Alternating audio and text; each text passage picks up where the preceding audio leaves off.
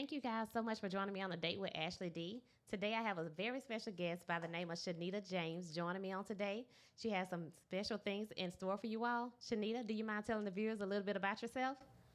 Hi, again, my name is Shenita. I am a mother, a grandmother, a life coach, and a substance abuse counselor, an author, and a mentor. Okay, nice. So you did say you're an author. So do you mind just telling us a little bit about yourself as well as you being a coach and how they can find you if they need your services? Yes, they can visit my website at www.iamshanitajames.com. Okay, thank you so much. And Shanita, let's go ahead and get started today. So, let's talk about dating a little bit because dating can mean a lot of different things to a lot of different people. It can be casual, it can be sexual, it can be serious, it can be long term and short term as well. So, Shanita, what is your view on dating? I think dating depends on the individual. As for me, dating me, getting to know, keeping my options open, getting to know different people, like their mindset, their view on certain things, and stuff like that.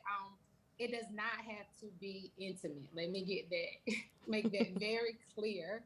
But you do want to date different people just to see, get a feel of not really putting all your eggs in one basket. Because I know a lot of people tend to just dive in and be like, okay, this is the one. And you don't really know that person. And then after a month or two of going out, you realize that this person is not for me. But I think you should, in the early stage, continue to see other people, weigh out your options. Don't rush into anything. Make sure you get to know the person first. I agree with you, Shanita, and you made some very key points, especially about getting to know the person. So I totally agree with you there. And then also just up front, just knowing exactly what you're getting into and just make sure both people are on the same accord as well whenever dating. And also with dating, let's see here.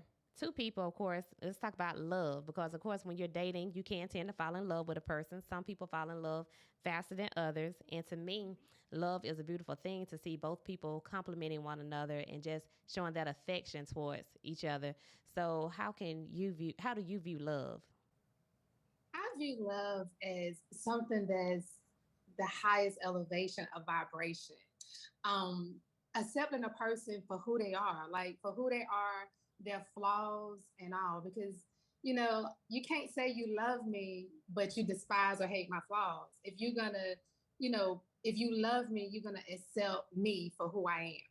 You don't go in and try to change this or that about a person because once you get to know that person and you get acquaintance and the chemistry is right, that person's gonna eventually change without you having to force that person to change if they love you. You get what I'm saying? Yes, I do. But what about those times when a person tells you all the time that they love you, but then as soon as a disagreement occurs, that's when they want to point out all of your flaws. But these are flaws that you didn't know you had until they pointed them out during a disagreement. But at the end of the day, you say you love me. I think that's a lack of communication. And if for somebody to say they love you and then, why wait until things should be addressed as they occur. Don't wait until, you get upset with the person to, point out all their flaws and stuff that you don't like. Of course, you're not going to like everything about a person that you're involved with or whatever. But the things that you don't like, can you deal with that? Because some things you can deal with and it's minor, but the things that you absolutely know you cannot deal with about that person, I think they need to be communicated. That's right. The deal breakers, exactly. That need to be addressed up front. And deal breakers also can lead to, of course, breakups. And breakups, they can be very hurtful, especially if you've been in that relationship for a long period of time. Some people take breakups harder than others. So, with that being said, some people can simply just grow apart also. So, what are some good tips that people can use that are going through breakups that are taking it very hard? For me, I'm big on communication. Communication is the key, and how you say things to people. If you break up and you grow apart for whatever reason, I think it's imperative that you take that time to heal yourself instead of you just had a breakup and you don't want to be alone, so you hop right into another relationship without even addressing what happened in the previous relationship, if that makes sense. So I feel like, if you've been in a long term relationship or you dating somebody and it don't work out, take that time to hear yourself, to be alone, because it's okay. Find out who you are. What are your likes? What are your needs? Because if you can't communicate your wants and likes and needs, if you don't know them, you're not going to be able to communicate that to somebody else. You can't expect me to know your needs and your want if you don't know them yourself. That's true, but a lot of times when people get in that place of being alone, they're like, "Oh, this is uncomfortable for me. I don't want to deal with myself. I don't want to look myself in the mirror. This just really doesn't feel good. I need someone here with me. So let me just go out here and get with someone else to fill this void that I'm feeling." So, do you think there's like a time period as to when someone should actually step out, or just are they going to automatically know, or what do you suggest? I think it's different for each individual, but if you're not okay with being alone by yourself, then how you that means that you're looking for other people to validate you.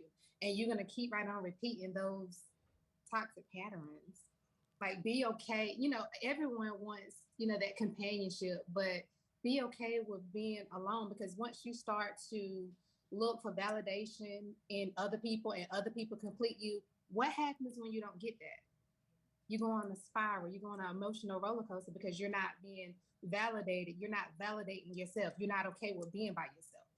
That's right. And that comes along with knowing exactly who you are as a person. You have to look at yourself in the mirror like, who am I? What is it that I want for my life? You got to ask yourself those tough questions, and then that way you get comfortable with being by yourself. And also make sure that the person that you're dating, y'all are like minded. The chemistry, the energy is right. Because if I'm big on positivity, I don't want nothing negative around me. So just make sure y'all have the same mindset, the same goals and stuff in common. Because a lot of times we ignore those red flags because we don't want to be alone.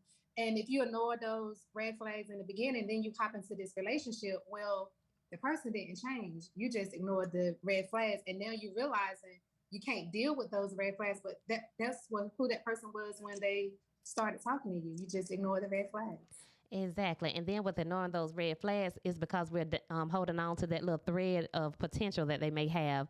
It's just dangling in front of us. So we're going to hold on to that. Well, they have the potential to change, or they have the potential to be this way or that way. But in the long run, we're just pretty much wasting one another's time. I think everybody has potential. So, I mean, are you going to just, everybody that you feel like has potential, you're going to just, okay, I'm going to give them a chance because they have potential. If you're not working towards something, if you're, I don't know. I just feel like you shouldn't fall in love with the potential. That's right. For the person for who they are as a person. Hmm. Okay, Shenita. So let's shift gears just a little bit here, and let's talk Hmm. about children, and also adults. At some point, some of them, not all, have been traumatized at some point in their lives. And a lot of times, when you experience something traumatic, you tend to hold things in.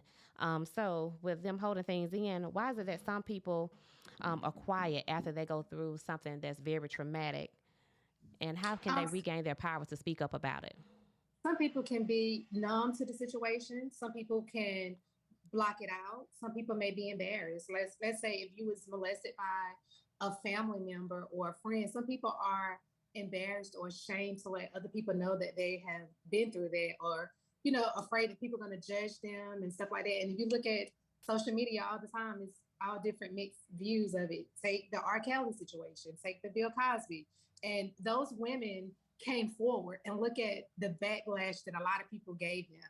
Well, why did you wait so long to tell it? And so a lot of those things make people not even want to disclose the information to other publicly, and they just rather block it out or deal with it in silence. Okay, that is true. And even with being traumatized, Shanita, sometimes we can feel angry. We can feel just different emotions, and we can channel our anger towards people that are closely connected to us. So, how is it? What are some helpful tips where we can be more self-aware and also coping with our triggers in a better way? Acknowledge, what had happened, accept it, and forgive the person and yourself. And when I say forgive, the forgiveness is not meaning that it's not saying that okay, what this person did to me was right. It's saying that I acknowledge what this person did. It was not right, but I'm not gonna let this person have power over me where I can't find love or move forward because I'm holding on to this. Because a lot of times when you're traumatized or experience trauma or hurtness, you become bitter and angry. and you put up that wall where you won't let anybody else get close to you or get in, so you won't even have to experience those emotions from the same person. So I feel like acknowledging it, and going to therapy. I'm very big on therapy. Don't hold it in. If you don't want to go to see a therapist or a counselor, you can journal, talking about it to somebody that you trust, and it's not going to be judgmental. But you don't want to hold all that stuff inside. Yeah, I was listening to something earlier this morning about journaling and just writing down all your different emotions, and it will help you to deal with those. So, thank you for sharing your insight on these different topics, Shanita. And are you ready for just a fun general question? Yeah. So, Well, actually, two. First one, how did Shanita James prepare for today? you know what? I really didn't prepare. I mean, I was just like ready for whatever the questions are. So I didn't That's really good. prepare. And is Shanita currently dating? Because you gave some great tips today. Is Shenita currently dating? I have someone special in my life that we're friends, special friends. That's Yeah. good. And Shanita, is there anything that you can say to the audience who, any other viewers who may be single and in hopes of finding that special someone one day and that may be feeling hopeless or impatient? What is some insight that you can give them on that? The biggest thing I would say is take your time. Take your time. Heal yourself if you've been broken. Don't rush into anything, and just turn in with yourself. Like, know what you like, know what and know exactly what it is that you want, your needs, because all our needs are different. Some people like to be touched and hugged. Some people like affirmations. Just know what it is that works for you, your needs.